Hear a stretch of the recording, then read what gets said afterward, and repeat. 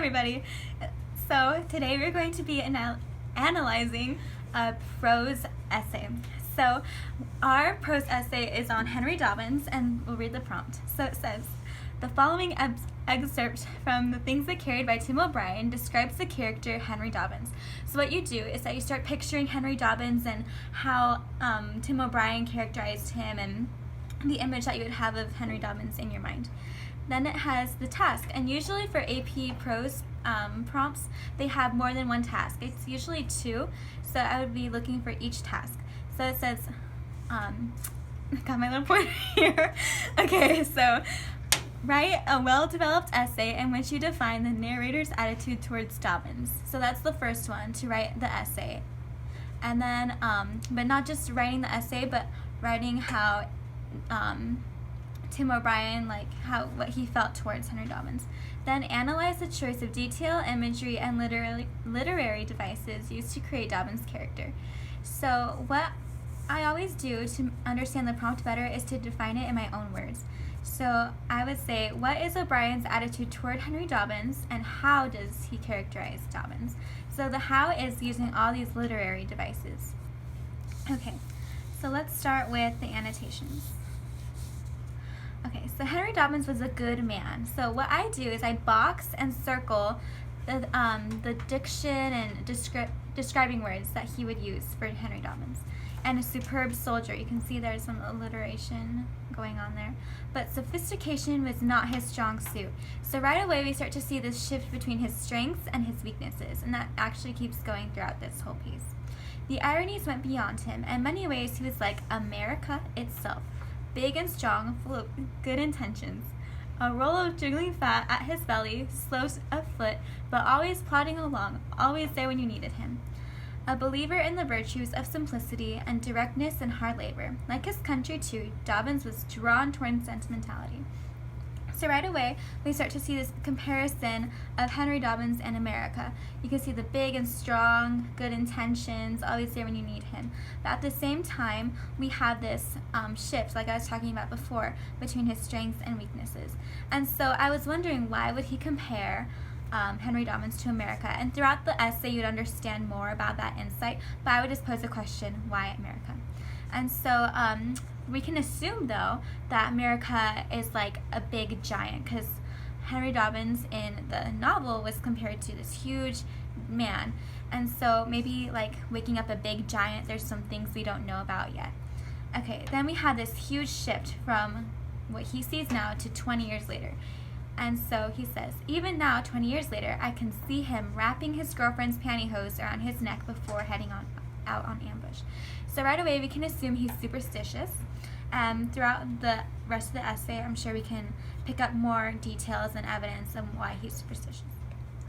So now we're going to go on to the second part of the paragraph.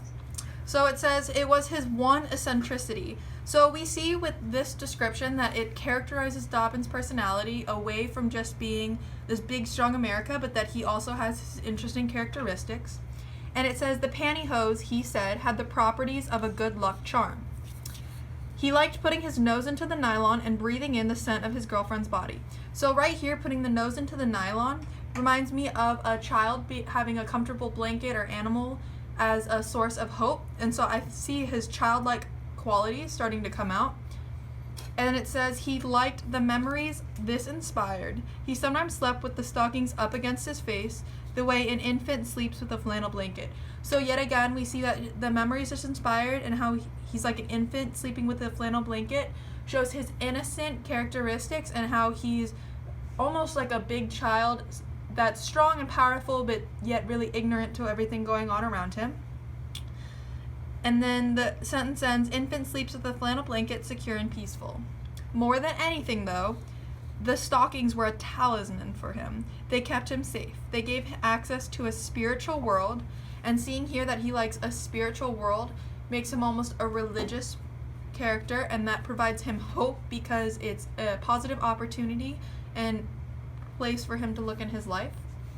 Where things were soft and intimate, this again reminds me of a childlike state, because children like to see things as very comforting and easygoing and not very complex. And because this soft and intimate world, it protects him with his ignorant mindset because he is ignoring the obvious complexities in his life and being in war, a place where he might someday take his girlfriend to live. Like many of us in Vietnam, Dobbins felt the pull of superstition. So right here we see another conflicting characterization of him, that he likes to believe in the superstitions of the time. And he believed firmly and absolutely in the protective power of the stockings. So again, his superstitious characteristics weigh heavy on his mind. They were like body armor, so they also strengthened him with his superstitions. He thought, whenever we saddled up for a late night ambush, putting on our helmets and flak jackets, Henry Dobbins would make a ritual out of arranging the nylons around his neck. So we see that they play a big part in his life because they're a comfort, and they just keep his process very routine and keep him safe. Carefully tying a knot, draping the 2 leg sections over his left shoulder. And that's it for the second section. Okay, so now we're going to go on to the third section of the prompt. So there were some jokes, of course, but we came to appreciate the mystery of it all. So this ties back to the superstition part, and Dobbins was invulnerable, and also noticing the diction that he starts to use.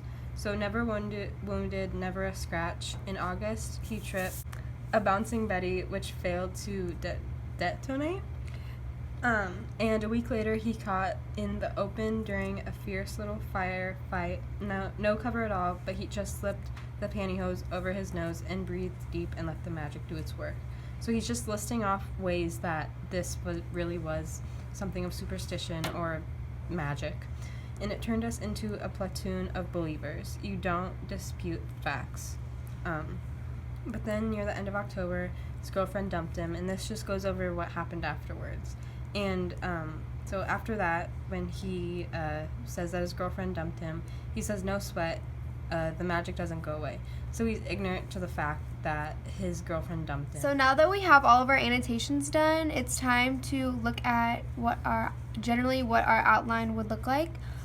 So for the intro, the first thing you want to mention is the title, which is the things that they carried in the author, which is Tim O'Brien, and then give a short summary of what you're about to write about, and then a thesis statement, which I wrote. I said, O'Brien uses the analogy of America to Henry Dobbins and the use of his girlfriend's stockings in order to convey Dobbins as a big man with childlike attributes who rely heavily on superstition.